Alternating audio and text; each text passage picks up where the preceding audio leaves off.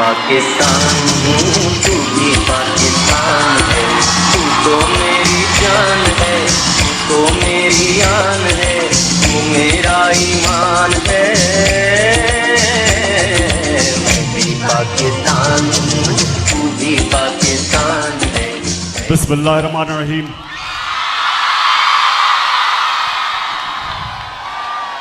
अल्लाह तेरी इबादत करता हूँ, अल्लाह तेरे से मदद मांगता हूँ।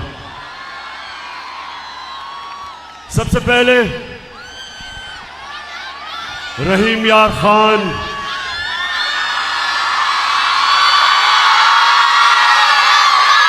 जो आज मैंने आपका जज्बा, जुनून, शऊर जो आपका देखा है, 5 महीने से मैं जलसे कर रहा हूं, 5 महीने से ये मेरा 51 जलसा है। लेकिन इस गर्मी में जो मैंने आपका जुनून देखा है, और खास तौर पे जो मेरी बहनें सामने बैठी हैं, माशाल्लाह इतनी गर्मी में और इतनी देर आपको इंतजार करनी पड़ी, उसकी मैं माजरत करता हूं।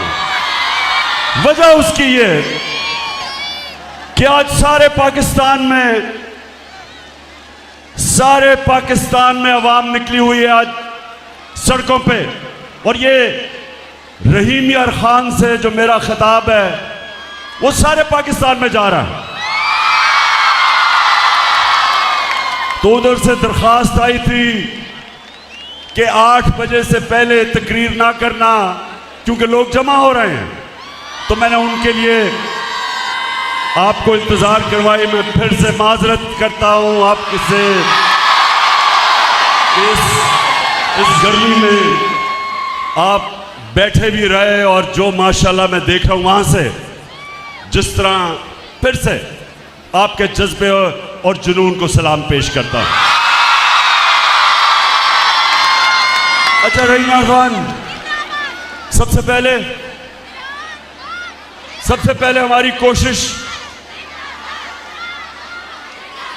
कि जो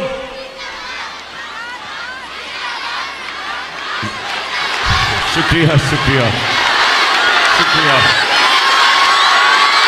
माशाल्लाह, शुक्रिया।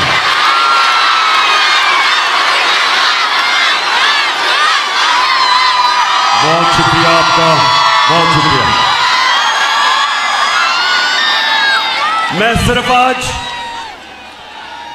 जो हमारे सैलाब में मुतासिर हमारी बहन भाई बच्चे जितने भी वो मुतासिर हैं, हम सबको जितनी भी हम कोशिश कर सके इनकी मदद करने के लिए, मैं अपने सारे पाकिस्तानियों को आज कहता हूं कि हम उनकी थोड़ी सी भी मदद करें या ज्यादा करें जरूर, क्योंकि वो मुश्किल में है। और खास तौर पे सिंध में मैंने यहां आने से पहले पूरे ट्रक भिजवाए हैं सिंध के अंदर, क्योंकि वहां लोगों को मुश्किलात हैं, भूख है, उनके सर पे छत नहीं है, चारों तरफ पानी है। तो इंशाअल्लाह एक तो ये भिजवाए, और इंशाअल्लाह मैंने पैसे इकट्ठे किए हैं 3 टेलीथॉन में, और आपको खुशी होगी कि 3 यानी 8 घंटे में पाकिस्तानियों ने 14 अरब रुपया, 1400 करोड़ रुपया दिया मुझे। कहती है ये राहे अमल, आओ हम सब साथ चले। तो ये है हमारे पाकिस्तानी। अगर उनको ये एतमाद हो जाए कि हमारा पैसा सही जगह जा रहा है, कोई कौम दुनिया में पाकिस्तानियों से ज्यादा खुले दिल की कौम नहीं है। लेकिन मुझे अफसोस हुआ कि हमारा क्राइम मिनिस्टर और जो बिलावल भुट्टो अभी तक उर्दू सीख रहा है। 14 साल हो गए, 14 साल। अंग्रेज भी 2 सालों के अंदर उर्दू बोल रहे हैं, वो 14 साल अभी भी उर्दू नहीं बोल सकता। तो ये दोनों अमेरिका गए हुए हैं। मैं सबसे पहले इनसे सवाल पूछता हूं कि वो तुम क्या करने गए हो अमेरिका? अजाब आया हुआ है, अल्लाह का इम्तिहान पाकिस्तान पे आया हुआ है। सारी दुनिया, वो एक अमेरिकी एक्ट्रेस भी आई हुई है सैलाब मुतासरीन की मदद करने, तो आप यहां से उठ के उधर किधर चले गए हैं? वहां क्या कर रहे हैं? पहले तो मैं ये बता दूं कि वहां महंगे तरीन होटलों के अंदर ठहरे हुए हैं, महंगे तरीन होटलों में। एक तरफ शहबाज शरीफ भीख मांगने जा रहा है और दूसरी तरफ जिनसे भीख मांग रहे हैं उनको शो मारने के लिए सबसे महंगे होटलों में ठहरे हुए हैं। जरा पहले, अच्छा मैंने आज आपको बड़ी वीडियोस दिखानी है। मैं चाहता हूं कि मेरी कौम में जो शऊर आ रहा है, मैं तो अल्लाह का शुक्र अदा करता हूं कि अल्लाह प्राइम मिनिस्टर बनने से कई ज्यादा, मैं जो अल्लाह का शुक्र करता हूं कि जो मेरी कौम आज जाग गई है, जो शऊर आ गया। क्योंकि इंशाअल्लाह जिस रास्ते पे अब हम लग गए, और मैं अभी आपको बाद में अपना लाएमल देने लगा हूं, पहले एक कौम जागती है, पहले उसमें शऊर आता है और फिर वो अपनी आजादी की जदोजहद करती है। इलामा इकबाल ने अपनी शायरी और फलसफे के जरिए गुलाम मुसलमानों को, सोए हुए हिंदुस्तान के मुसलमानों को जगाने की कोशिश की। और आज मैं आपके सामने आया हूं, अपनी कौम को हकीकी आजादी के लिए जगाने की कोशिश कर रहा हूं आपको। और मैं खुश हूं कि जिस कौम की माएं, बहनें और ख्वातीन जाग जाती हैं, वो आजाद हो जाती है। जिस कौम के नौजवान जाग जाते हैं, उस कौम को कोई गुलाम नहीं बना सकता। और इंशाअल्लाह मैं अभी इसके ऊपर भी आ रहा हूं। सबसे पहले मेरे पाकिस्तानियों, सिर्फ आप ये देखें, मैं बार बार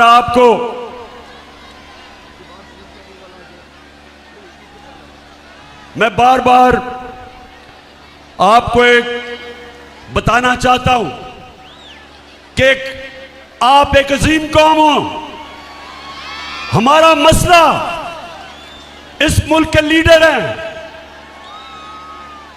कौम गैरतमंद, कौम आजादी चाहती है, कौम खुददार है। कौम उस नारे के ऊपर पाकिस्तान बना था जो आपके सबके दिलों के अंदर वो नारा है कि पाकिस्तान का मतलब क्या? ला इलाहा इल्लल्लाह के नारे पे एक गैरतमंद कौम बनती है। जब वो अल्लाह से दावा करते हैं कि अल्लाह तेरे सिवा किसी के सामने नहीं झुकते। अब मैं आपको दिखाना चाहता हूं कि उस कौम का जब इस तरह का लीडर आता है, वो देखें जरा। Some news from overseas. The Prime Minister of Pakistan met with Vladimir Putin, and it looked like he was really struggling with his translation headphones. Take a look at this. ये जरा देखते जाएं कि जिस तरह स्कूल का बच्चा headmaster के सामने बैठा है, go. Уважаемый господин премьер-министр,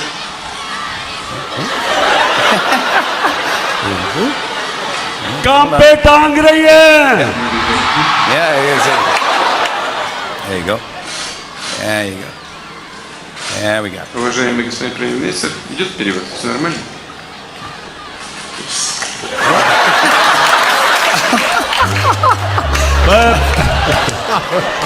That guy is the leader of 220 million people. I just want to let you know.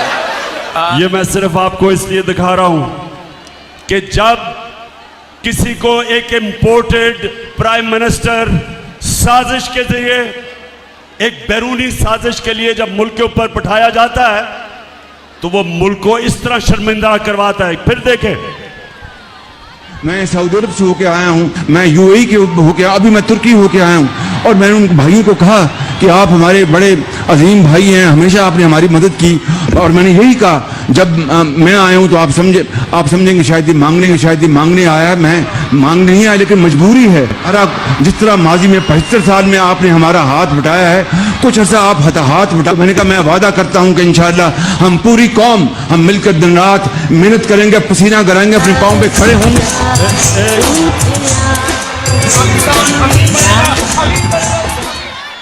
अब सुनो,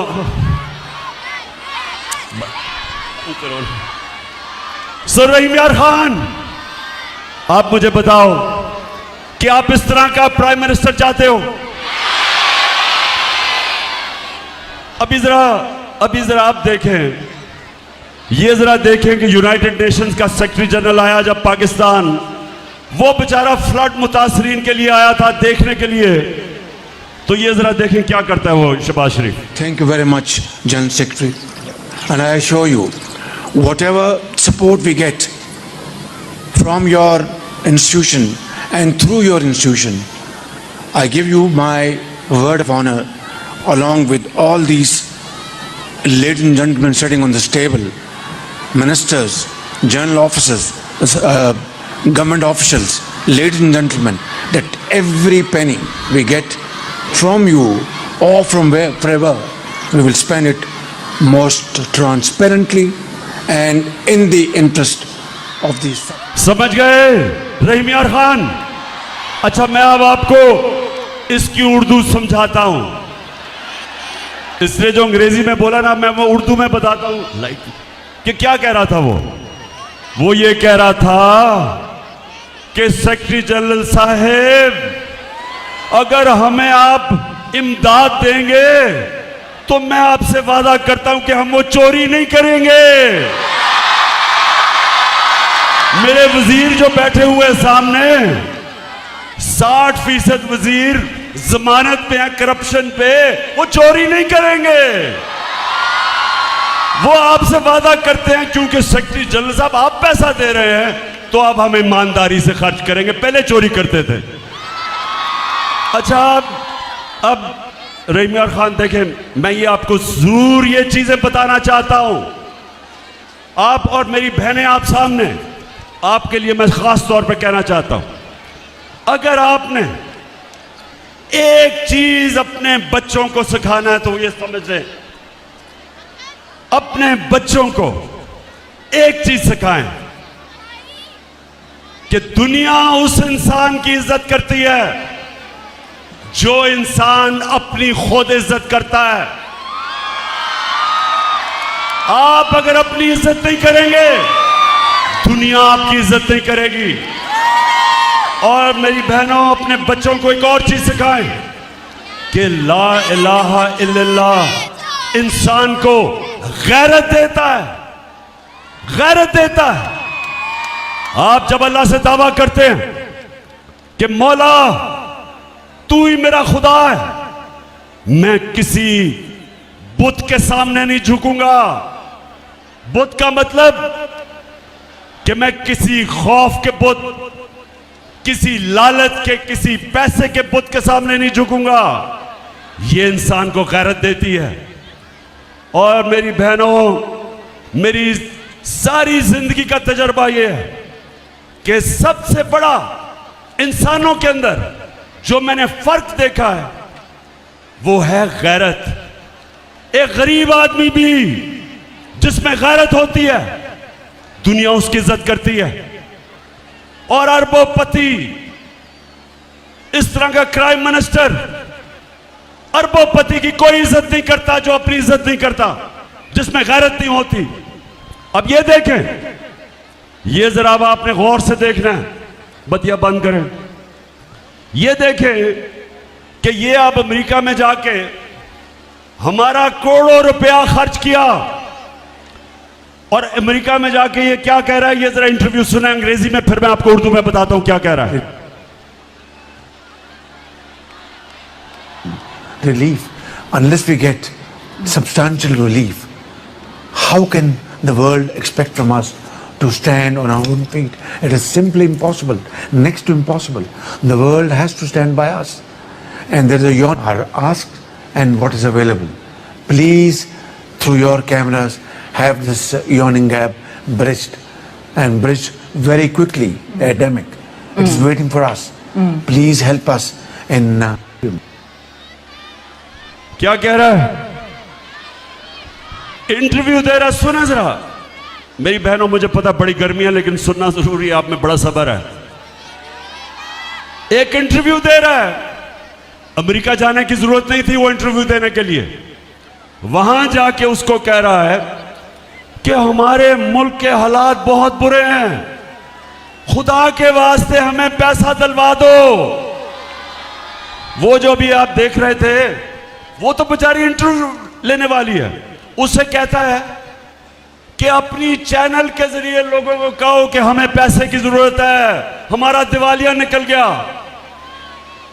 मैं इससे ये आपको चीजें दिखा रहा हूं कि ये होता है जब एक मुल्क के ऊपर एक मसनूई लीडर बैठा दिया जाता है। इसको क्यों लेके आए? इसको इसलिए नहीं लेके आए कि इसमें कोई क़ियादत की, इसमें कोई क्वालिटी थी। इसको इसलिए लेके आए कि ये जो भी हुक्म मिलेगा बाहर से, ये सारे हुक्म मानेगा। ये अगर IMF कहेगा कि महंगाई करो, बिजली की कीमत ऊपर करो, पेट्रोल और डीजल की कीमत बढ़ाओ, ये सारे काम करेगा, क्योंकि इसको पीछे से डिक्टेशन आता है। और ये करेगा क्या कि बाहर की दुनिया पे जाके इमदाद लेगा कि जी हमें पैसे दे दो, हम मारे गए। तो रहीम यार खान, मैं जब आपको हकीकी आजादी के लिए खड़ा कर रहा हूं, मेरा मकसद क्या है कि अगर हमारी कौम खड़ी ना हुई और इसी तरह के चोर हमारे ऊपर मुसल्लत रहे, तो रहीम यार खान ये याद रखो, इस मुल्क का कोई मुस्तकबिल नहीं है। इस मुल्क का कोई मुस्तकबिल नहीं है अगर इस तरह के करप्ट लोग, जिसको सजा होने वाली थी FIA के केस में, शहबाज शरीफ और इसके बेटे को सजा होने वाली थी 16 अरब रुपए की, इनके केसेस रोके गए और बाहर से साजिश के तहत हमारे ऊपर इसको मुसल्लत किया गया। इसके अलावा 60% इनकी कैबिनेट जो जमानत पे है, इनके ऊपर करप्शन केसेस हैं। एक तरफ दुनिया से भीख मांग रहे हैं, एक तरफ सिंध में सैलाब आया हुआ है, एक तरफ हम कह रहे हैं कि हमारे पास पैसे नहीं हैं, और दूसरी तरफ ये जो कैबिनेट आई है और ये जो इंपोर्टेड हुकूमत आई है, इन्होंने नैब का कानून बदल के इस कौम का 1100 अरब रुपया माफ करवाया है। 1100 अरब रुपया जो चोरी किया हुआ था, इन्होंने NRO लिया, इन्होंने आके अपने आप को दिया, माफ करवाया। जो पैसा आपका था, जो पाकिस्तानी कौम से चोरी हुआ था, तो इनका मकसद अपनी चोरी बचाना था। बाहर के लोग जो इनको मुसल्लत किया, उनका मकसद यहां ऐसी क़यादत हो जिसको वो कंट्रोल कर सकते हैं। और इसलिए मैं जो अभी आखिर में आपको लायामल दूंगा, हमने तैयारी करनी है पाकिस्तानियों, अपनी हकीकी आजादी के लिए, हमने अपनी हकीकी आजादी के लिए निकलना पड़ेगा। हमें कभी भी किसी कौम को आजादी प्लेट में नहीं दी गई, आजादी के लिए जद्दोजहद करनी पड़ती है, आजादी के लिए कुर्बानियां देनी पड़ती हैं। मैं अब अपनी कौम के सामने दो तीन चीजें अब आपके सामने रखने जा रहा हूं। मैं चाहता हूं कि बड़ा गौर से मेरी बात सुननी है, क्योंकि सारे जितने भी आज जिधर भी पाकिस्तान में मेरी कौम निकली हुई है, मैं आज आप सबको पैगाम देना चाहता हूं।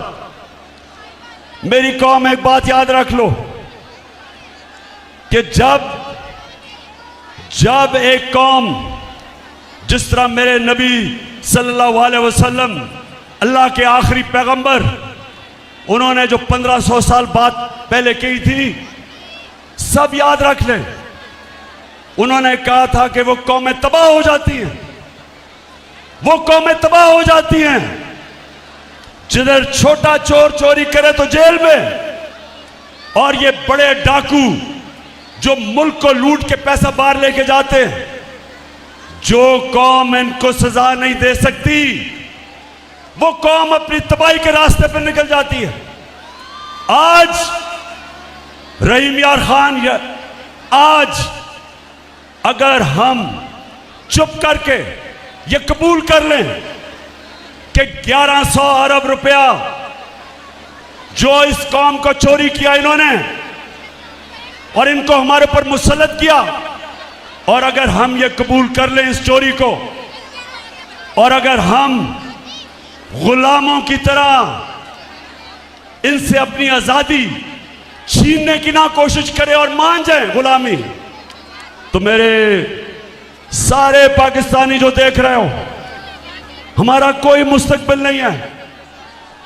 अगर इसी तरह जिंदा रहना है कि हमारा सरबराह बाहर जाके हाथ फैलाए और पैसे मांगे, इस तरह कि जी हम तबाह हो जाएंगे अगर आपने पैसे ना दिए, पैसे मांगने के लिए हर आपकी खिदमत करने के लिए तैयार है।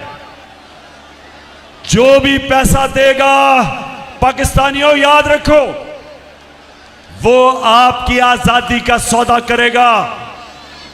इस मुल्क की सॉवरेंटी, वो सॉवरेंटी के ऊपर सौदा करेगा।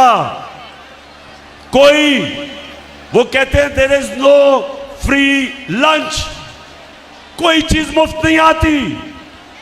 पहले आपने 30 साल इन दोनों ने हुकूमत की, मुल्क का दिवालिया निकाला, मुल्क को मकरूज किया, और आज वही लोग आज बाहर जा रहे हैं पैसे मांगने के लिए। क्यों लोग इनको पैसे नहीं देते? क्यों लोग इनको पैसे नहीं देते? बताएं, क्यों नहीं पैसे देते?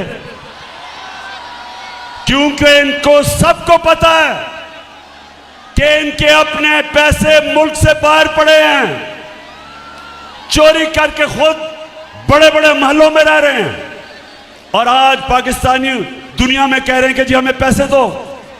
कोई पैसे नहीं दे रहा। जो सिंध के अंदर और बलूचिस्तान में खास तौर पे जिस तरह का फ्लड आया, आज दुनिया को, पाकिस्तान को पैसा देना चाहिए था, लेकिन दुनिया को पता है कि इस वक्त की क़यादत आसिफ जरदारी और ये शरीफ 30 साल से ये चोरी कर रहे हैं। बाहर के अखबारों में इनकी चोरियों के ऊपर लिखा हुआ है, बाहर के मीडिया पे इनकी डॉक्यूमेंट्री चोरियों की चली हुई है।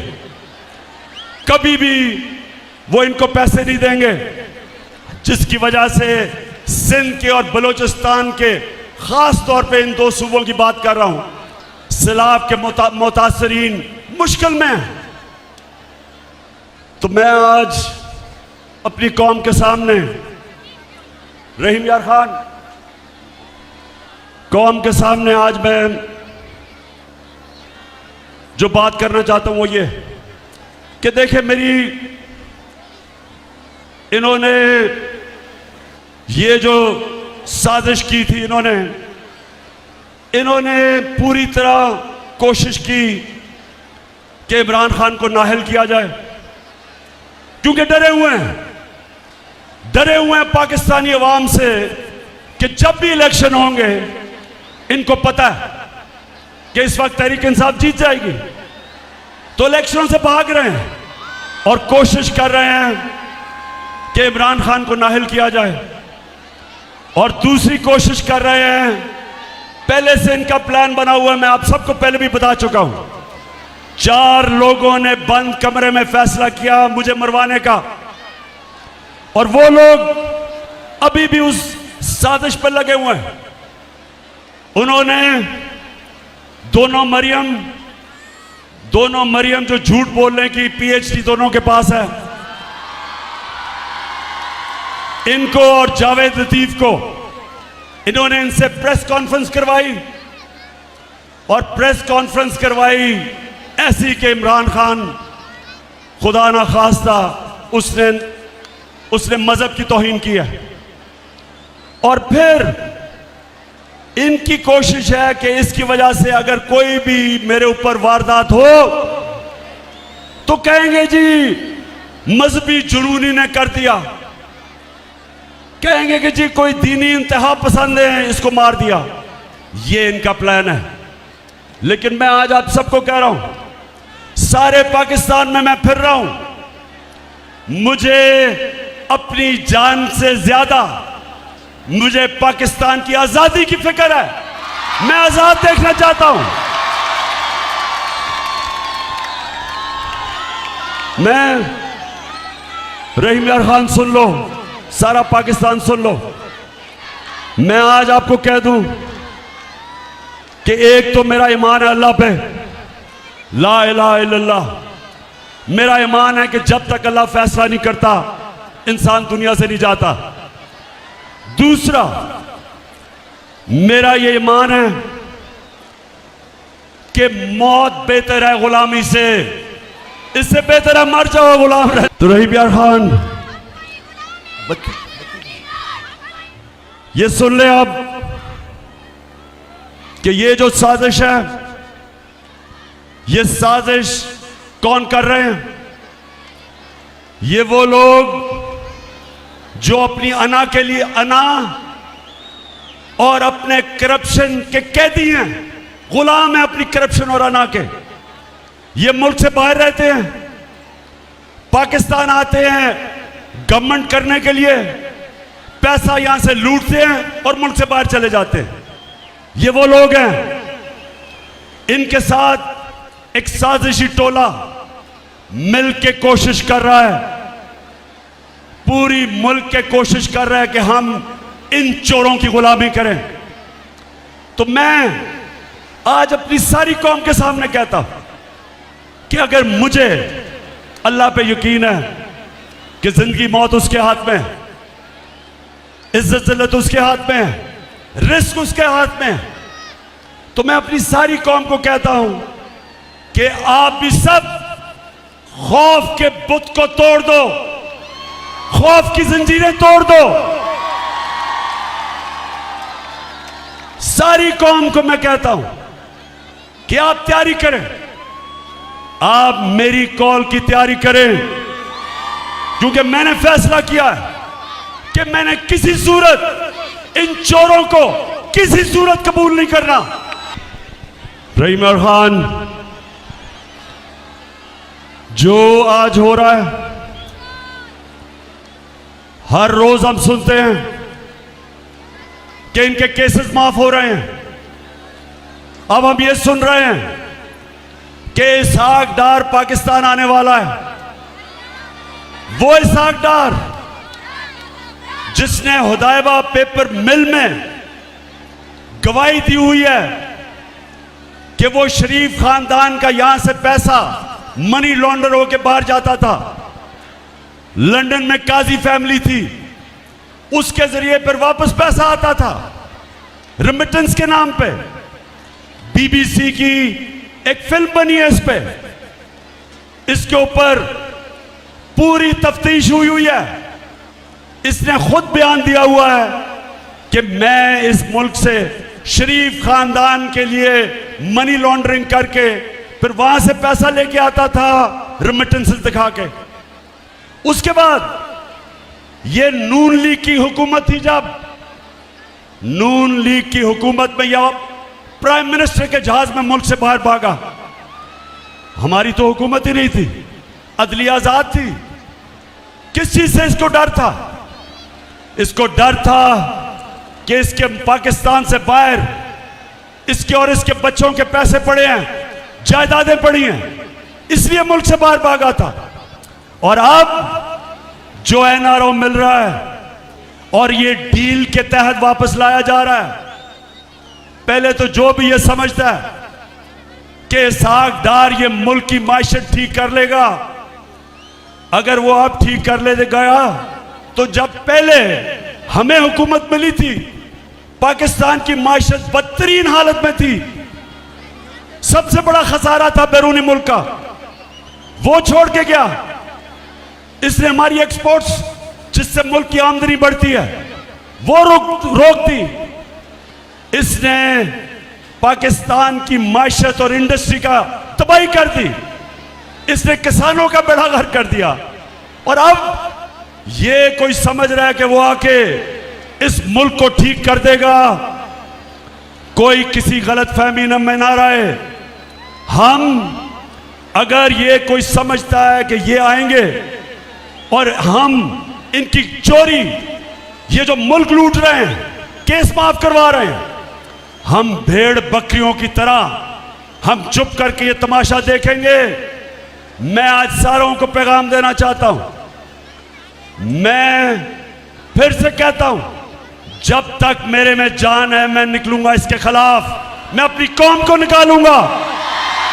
आज जो मुल्क की माइशत है वो खुद ही शहबाज शरीफ ने न्यूयॉर्क में जाके कह दिया कि हमारा दिवालिया निकलने लगा है, हम अपने कर्जों की किस्तें वापस नहीं कर सकते, हमारे मुल्क के हालात बहुत बुरे हैं। तो मैं आज उन सब से पूछता हूं जिन्होंने यह साजिश करके हमारी हुकूमत हटाई थी, मैं आज इन सब से पूछता हूं कि आज आप सारी कौम के सामने जिम्मेदार हैं। जो आपने इस मुल्क से किया, वो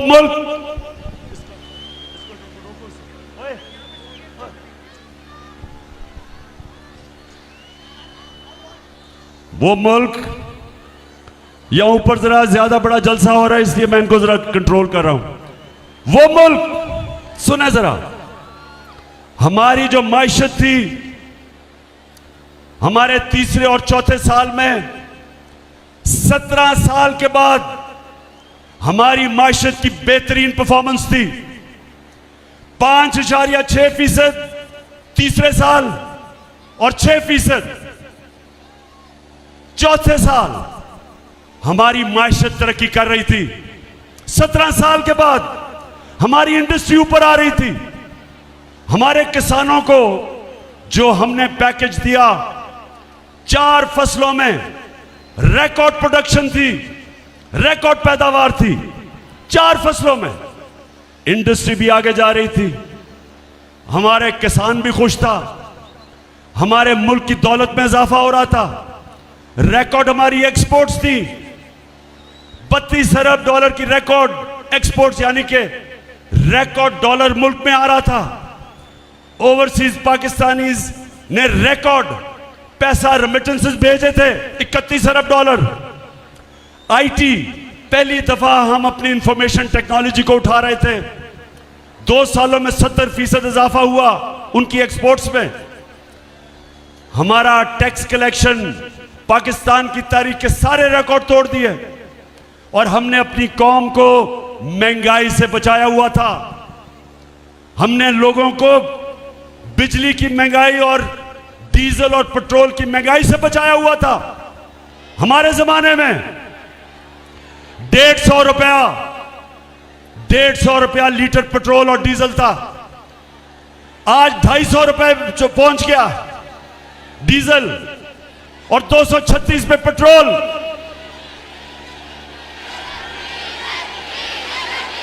बिल्कुल बिल्कुल, माशाल्लाह बड़ा शऊर है आप में। 250 रुपया फजल रहमान का लीटर पे पहुंच गया।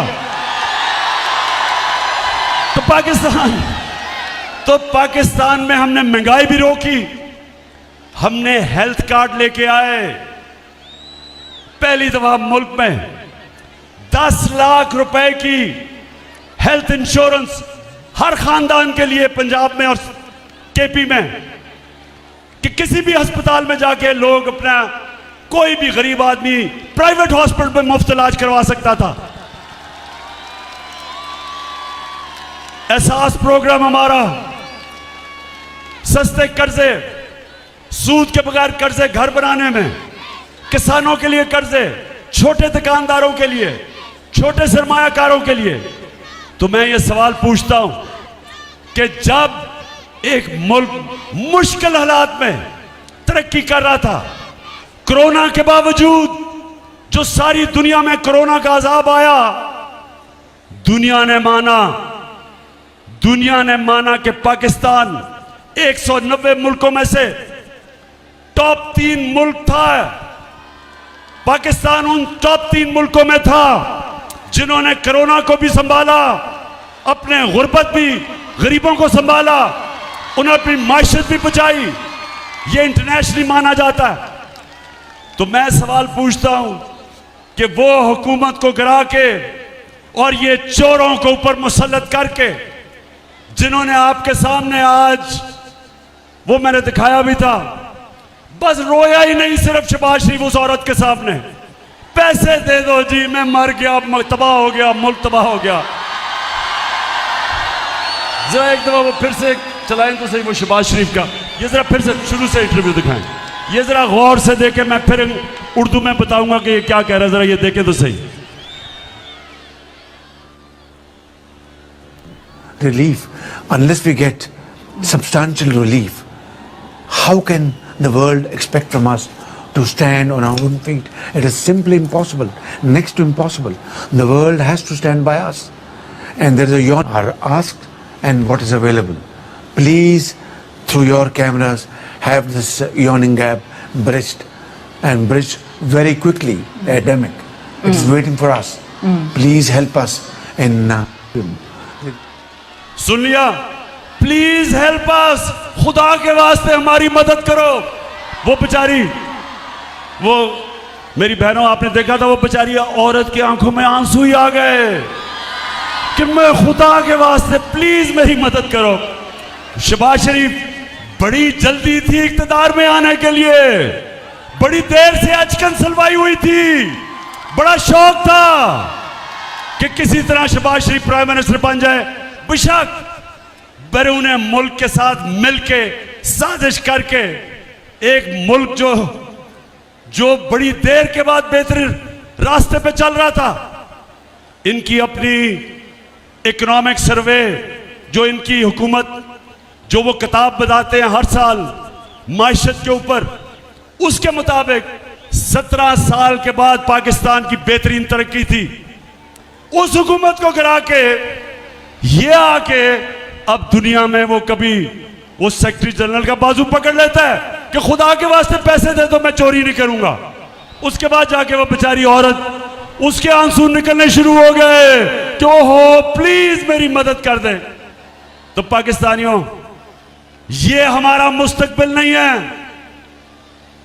हमारी कौम की बदकिस्मती क्या है कि वो मुल्क जिसका लीडर कायदे आजम मोहम्मद अली जिन्ना था, जिसका नजरियाती लीडर इल्लामा इकबाल थे, वो मुल्क का देखें सरबराह जाके भिखारियों की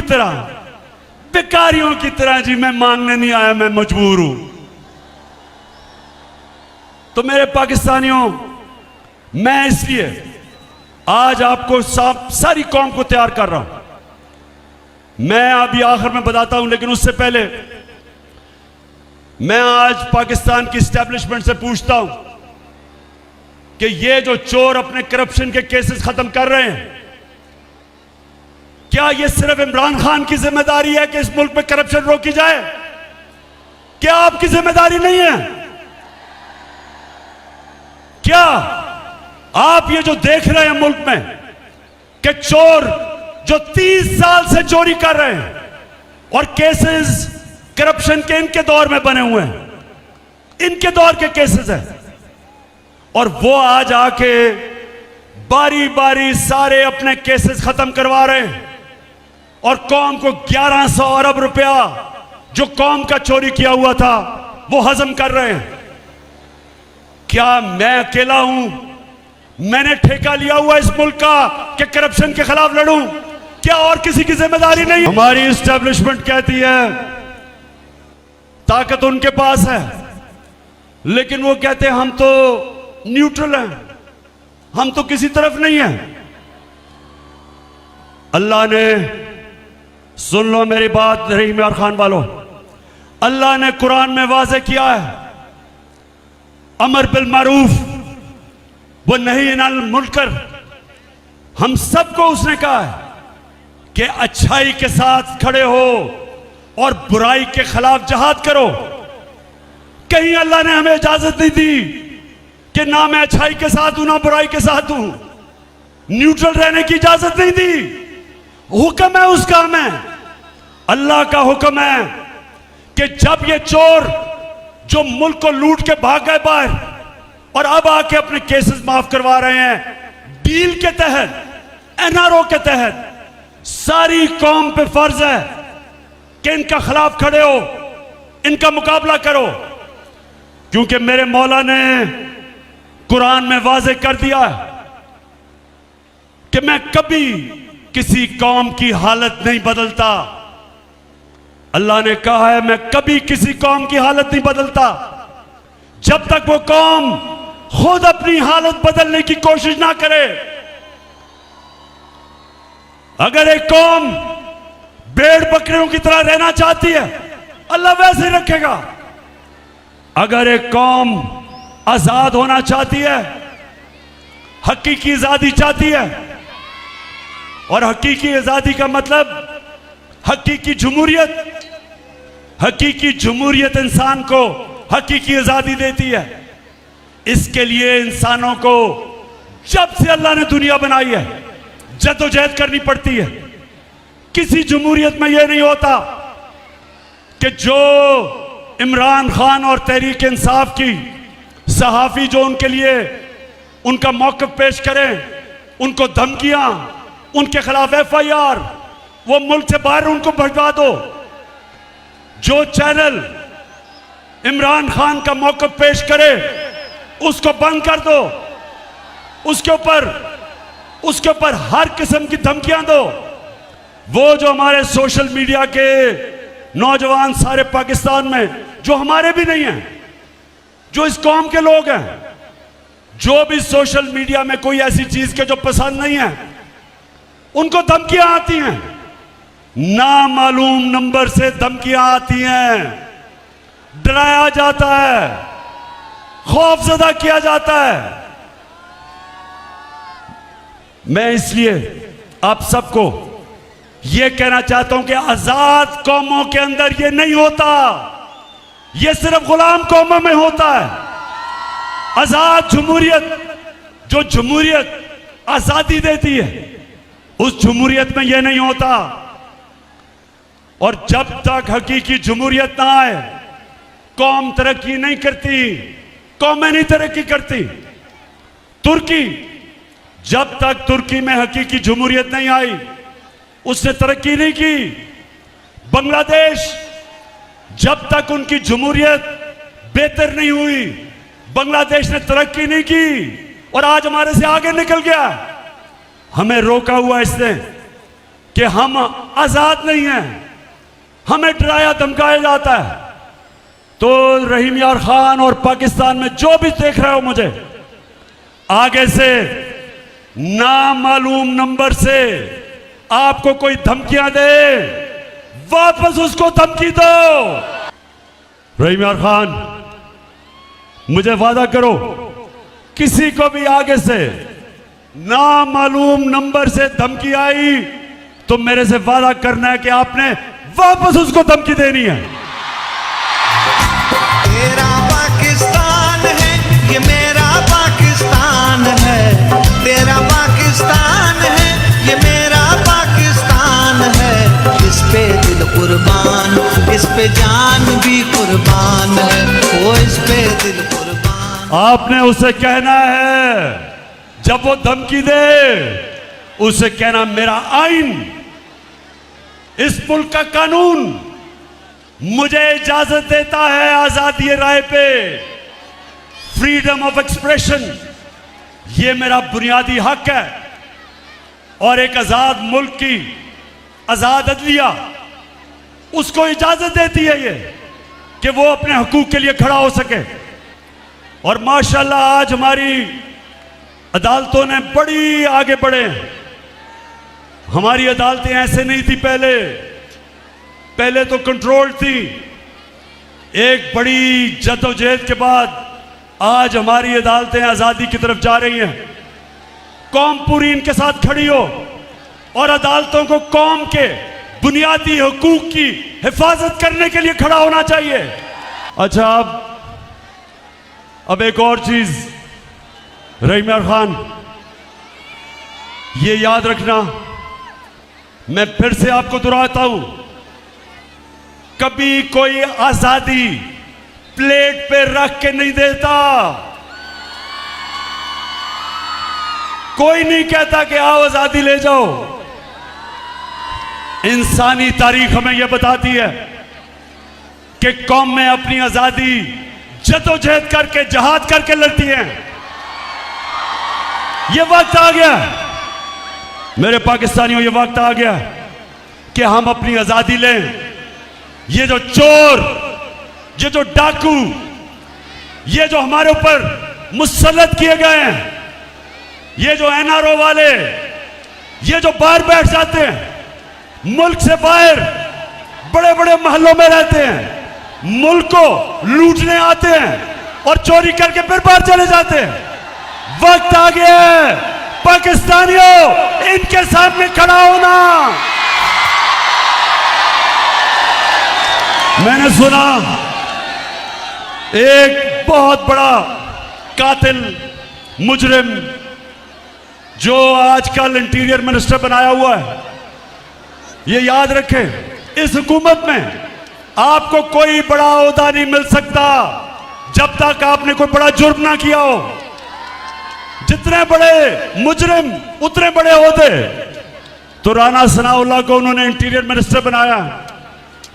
राना सनाउल्लाह कहता कि अब जब ये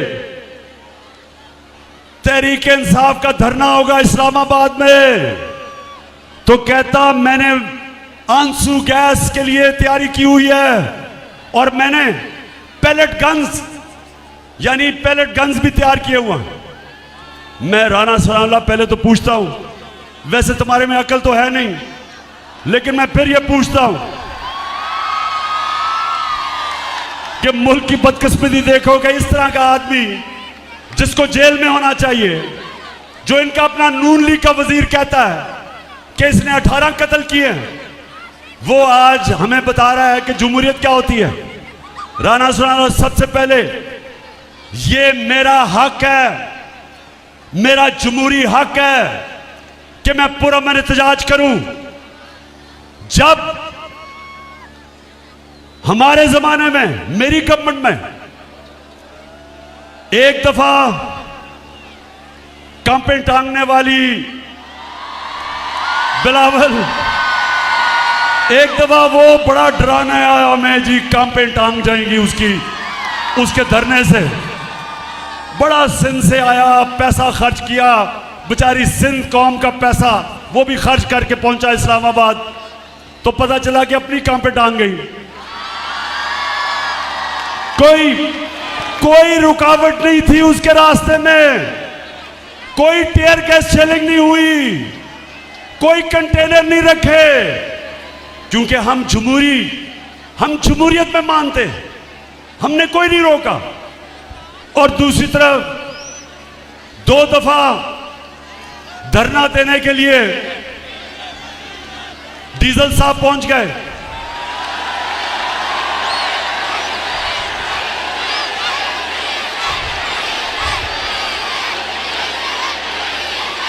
डीजल ने बड़ा डराया कि हुकूमत कराने आ रहा हूं मैं। ऊपर से ये भी क्या मुझे इशारा मिला कहीं से, तो डीजल पहुंच गया 2 दफा। उससे पूछो, एक रुकावट उसके सामने नहीं रखी, बल्कि डीजल को हमने कहा कि अगर खाने पीने की जरूरत होगी तो वो भी हम आपको दे देंगे धरने में। और ये राना सनाउल्लाह हमें डरा रहा है कि जनाब तुम आओ तो मैं वो पैलेट गन चलाऊंगा तो टीयर गैस चलेंगे। राना सनाउल्लाह, तुम और ये जो तुम्हारा डरपोक cherry blossom boot polish Shehbaz Sharif, तुम दोनों मेरे से सुन लो। पहली दफा जब हमने 25 मई को हम जब आए थे इस्लामाबाद, तो हमें यह अंदाजा नहीं था कि तुम जुल्म करोगे।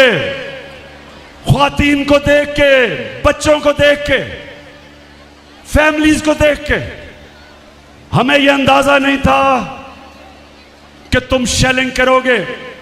सारी हमारी पाकिस्तानी और इस्लामी रवायत के खिलाफ औरतों के ऊपर, बच्चों पर शेलिंग किया आपने।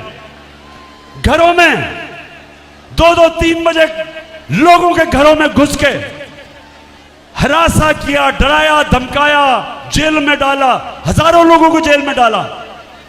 हमें अंदाजा नहीं था। अब राना सनाउल्लाह, अब कान खोल के सुन लो। इस बारी कप्तान पूरी प्लानिंग करके आएगा। देखो, आपको शायद भूल गया हो, ज्यादातर लोग पैदा ही नहीं हुए थे जब मैं क्रिकेट खेलता था। मैं अल्लाह की, सारा कुछ अल्लाह करता है, कोशिश इंसान की, कामयाबी अल्लाह की। तो मुझे अल्लाह ने बड़ी कामयाबी दी और क्रिकेट की तारीख में मुझे एक वो टॉप कप्तानों में माना गया। अब कप्तान क्या होता है? सिर्फ सारी खेलों के अंदर एक स्पोर्ट के अंदर कप्तानी की जरूरत होती है, बाकी कोच ज्यादा अहमियत कोच की होती है। सिर्फ क्रिकेट में कप्तान की जरूरत पड़ती है, क्योंकि उसको फैसले करने पड़ते हैं, वो फैसले जो किसी कप्तान को नहीं करने पड़ते। तो कप्तान की सबसे बड़ी क्वालिटी क्या होती है? वो सारा वक्त देख रहा होता है कि मेरा मुखालिफ क्या कर रहा है और मैं क्या करूंगा। मुझे तो पता है राना सनाउल्लाह ने क्या करना है, मुझे तो पता है राना सनाउल्लाह ने क्या करना है। राना सनाउल्लाह को नहीं पता मैंने क्या करना है। तो तैयारी कर लो। मेरी सारी आज पाकिस्तानी कौम देख रही है, तैयारी कर रहा हूं।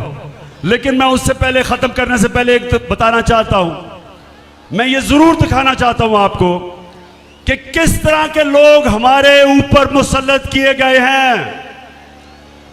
जो स्टार है, जो नवाज शरीफ की जो स्टार मानी जाती है, वो उसकी बेटी मरियम है। अब मरियम उसकी फैमिली में सबसे अक्लमंद समझी जाती है। अब जरा ये आप ये जरा देखें, ख्वातीन ये जरा गौर से देखें। ये पहले देखें कि जब मैंने कहा कि आपके लंदन में ये महंगे महंगे इलाके में 4 महलात किधर से आए, तो ये सुने क्या कहती है कि इस तरह मुझे लगा कि आप लोगों को बेवकूफ नहीं बना सकते। मेरी सेंट्रल लंदन में प्रॉपर्टीज तो दूर की बात है, मेरी पाकिस्तान में भी कोई प्रॉपर्टी नहीं है। मैं अपने वालिद के साथ रहती और मुझे समझ नहीं आई कि मेरी और मेरी वालदा की और बहन भाइयों की प्रॉपर्टीज ये कहाँ से निकाल के ले आए हैं। मेरे नाम पाकिस्तान में कोई प्रॉपर्टी नहीं है, ये तो इंग्लैंड की बात है। सुन लिया रमियार खान, सुन लिया। मेरे पास तो कोई प्रॉपर्टी ना, इंग्लैंड तो दूर की बात है। पाकिस्तान में मैं बेचारी, मुझे तो हर रोज घर ढूंढना पड़ता है कोई छत मिल जाए। अब ये सुने, अब इस मरियम को नहीं पता था कि अल्लाह अल हक है, सच का खुदा है। कुरान में वो कहता है, मेरा ये वादा है कि सच आखिर में सबके सामने आएगा। उसका वादा है अल्लाह का। तो मरियम को नहीं पता था कि 4 साल के बाद एक इंटरनेशनल इंकशाफ होगा, एक इंटरनेशनल इंकशाफ, जिस इंकशाफ में बड़े बड़े दुनिया के मिनिस्टर और वजीर और प्राइम मिनिस्टर, उनकी जो प्रॉपर्टीज थी वो दुनिया में सामने आ गई, जिसको कहते हैं पैनामा पेपर्स। अब जब इंकशाफ हो गया तो मरियम के बड़े भाई या छोटा भाई, मुझे नहीं पता, वो क्या कहता है, जरा आप ये सुने। मैं इस बात को तस्लीम करता हूँ कि अल्हम्दुलिल्लाह पाक लेन के ऊपर जो अपार्टमेंट्स हैं वो अल्हम्दुलिल्लाह हमारे हैं। मैं इस बात को तस्लीम करता हूँ कि उनको ऑफशोर कंपनीज नेस्कॉल लिमिटेड और नीलसन लिमिटेड जो है उनको ओन करती हैं। और मैं आपको ये भी अर्ज करता हूँ उनको होल्ड कर रही है इस वक्त मरियम नवाज शरीफ, मेरी हमशीरा जो है। ठीक है जी, सुन लिया रहीम खान, सुन लिया कि ना तो सिर्फ वो हमारी प्रॉपर्टीज हैं, वो मरियम नवाज के नाम पे खरीदी गई। अब आप बड़ा शऊर, मेरे वैसे माशाल्लाह बड़ा सब्र और शऊर से सुना आपने। अब मुझे ये बताएं कि अपनी बेटी के नाम पे उसने क्यों खरीदी, अपने नाम पे क्यों नहीं खरीदी? क्योंकि पैसा तो नवाज शरीफ का था। बताएं, मेरी बहनें बताएं आगे, क्यों अपने नाम पे नहीं खरीदी? क्योंकि चोरी का पैसा था और चोरी आपकी थी। पाकिस्तानियों का पैसा चोरी करके लंदन ले गया था और अब तैयारी कर रहे हैं पाकिस्तान वापस आने में। नवाज शरीफ फिक्र ना करो, मेरी कौम शानदार इस्तकबाल करेगी तुम्हारा, तुम आओ तो सही। अच्छा अब जब मरियम को पता चला कि भांडा फूट गया, भाई ने कह दिया कि ये हमारी प्रॉपर्टीज हैं।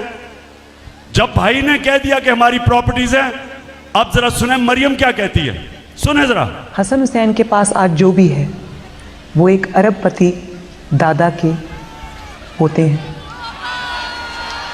उस अरबपति दादा के पोते हैं जो 1960s और 70s में पाकिस्तान का अमीर तरीन इंसान था। ये जो एसेट्स हैं, ये जो बिजनेस के लिए पैसा है, ये सारा दादा से डायरेक्टली बच्चों को ट्रांसफ़र हुआ। हसन सुन लिया, सुन लो जरा ख्वातीन, आप खास तौर पे देखें, क्योंकि अल्लाह ने पता क्या औरतों को एक सलाहियत दी है, आदमियों से ज्यादा औरतों में सलाहियत है। वो शक्ल देख के पहचान सकती हैं कि इंसान झूठ बोल रहा है या नहीं। मैं अपने नौजवानों को बुरा नहीं कह रहा, लेकिन आपको पता होना चाहिए जब बच्चा पैदा होता है तो जो माँ होती है वो बच्चे की शक्ल से पहचानती है कि वो क्या चाह रहा है, क्योंकि बोल तो नहीं सकता वो। तो माँ के अंदर अल्लाह सलाहियत डेवलप कर देता है, वो समझ आती है कि बच्चा क्या चाह रहा है उसकी शक्ल से। अब ये जो मरियम की शक्ल आपने देखी, क्या इसकी शक्ल के ऊपर आदमी तो समझेंगे कि ओहो ये तो झूठ बोल ही नहीं सकती। इतनी संजीदा शक्ल से उसने कहा कि मेरा दादा तो अरबोपति था।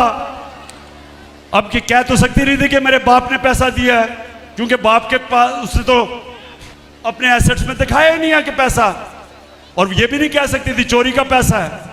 अब दादा साहब दुनिया में नहीं थे तो दादे का तो पूछना किसी ने नहीं था, तो दादे के ऊपर डाल दिया कि दादा बहुत अमीर था। अच्छा अब जरा ये तमाशा देखें, मरियम का जो दादा था वो शहबाज शरीफ का बाप था। अब शहबाज शरीफ अपने बाप के मुतालिक क्या कह रहा है, जरा ये गौर से देखें। मेरे ख़ानदान को 22 ख़ानदानों में शुमार नहीं होता था। मुझे इसके ऊपर बाइसे फ़ख्र है कि मेरे वालिद का ताल्लुक़ एक गरीब किसान के घराने से था। हिंदुस्तान से वो वालिद का ताल्लुक़ एक गरीब किसान के घराने से था। हिंदुस्तान से वो क्यों रहीम यार खान, अब मैं ये ठीक नहीं कहता कि मरियम को एक ही क्वालिटी मुझे उसमें नजर आई है अभी तक, इतने सीधे मुंह से झूठ बोलती है मैंने कभी किसी को नहीं देखा। अब मेरी ख्वातीन को तो खैर आपको तो नजर आ गया होगा उस शक्ल से। मैं शर्त आपको लगाता हूं कि जितने भी हम मर्द बैठे हैं, हमने कहना था देखें बेचारी सच बोल रही होगी, इतनी शक्ल उसने कही होगी। अच्छा जी, अब जरा एक और कौन सा, अच्छा अब मैं आखिर में पहुंच रहा हूं। मैंने आज आपसे रहीम यार खान, आज मैंने फैसला किया था कि मैं लायामल तय करूंगा और अपनी कौम को बताऊंगा कि मैंने करना क्या। अब 51 जलसे कर बैठा हूं, सारे पाकिस्तान में मैं फिर लिया। कभी मैंने अपने लोगों में ये शऊर नहीं देखा जो आज मेरी कौम में आया है। मैंने कभी 5 इतने गर्मी के महीने, इतने गर्मी के महीने मैंने कभी इस तरह कौम को नहीं निकलते देखा जिस तरह आज आप बैठी हैं ख्वातीन गर्मी के अंदर। मैं देख रहा हूं सारा वक्त आप पंखा झल रही हैं, गर्मी है मुझे पता है, पीछे जुड़े हुए हैं सब। इस गर्मी में मैंने कभी अपनी कौम को ऐसे निकलते नहीं देखा, क्योंकि मुझे पता है कि आज मेरी कौम तैयार है अपनी हकीकी आजादी की जद्दोजहद करने के लिए। मेरी तकरीर सुन रहे हैं, मेरा आज आपको पैगाम है, आप सब ने तैयार हो जाना है, आपने सब ने तैयार होना है। मैं आपको कॉल दूंगा, ज्यादा नोटिस नहीं दूंगा, कॉल तब दूंगा जब जो मेरे मुखालिफ हैं, जब वो समझेंगे कि इमरान खान पीछे हट गया, मैं तब कॉल दूंगा।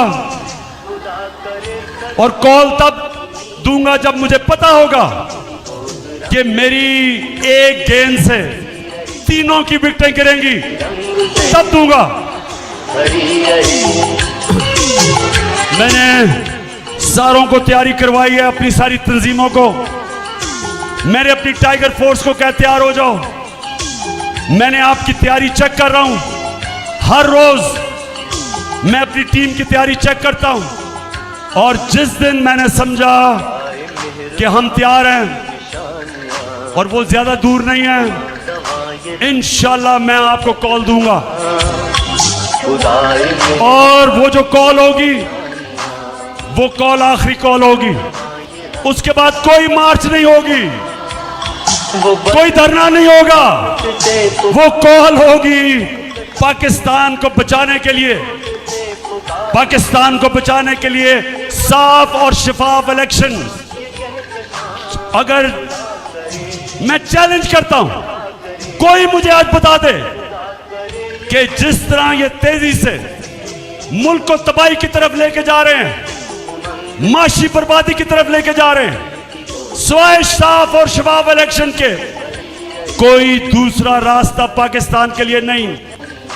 जब तक इलेक्शंस नहीं होते, सियासी इस्तेकाम नहीं आता, पॉलिटिकल स्टेबिलिटी नहीं आती, एक स्टेबल गवर्नमेंट नहीं आती, कोई नहीं रोक सकता जो माशी तौर पे पाकिस्तान नीचे जा रहा है।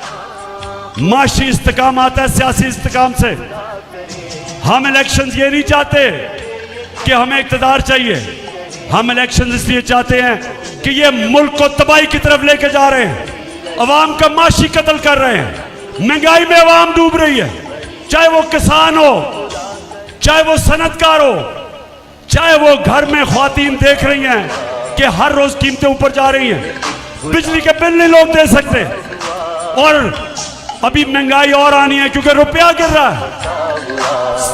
33% पाकिस्तान का रुपया गिरा है, 33% इस मुल्क का रुपया गिरा है। इसका क्या मतलब है?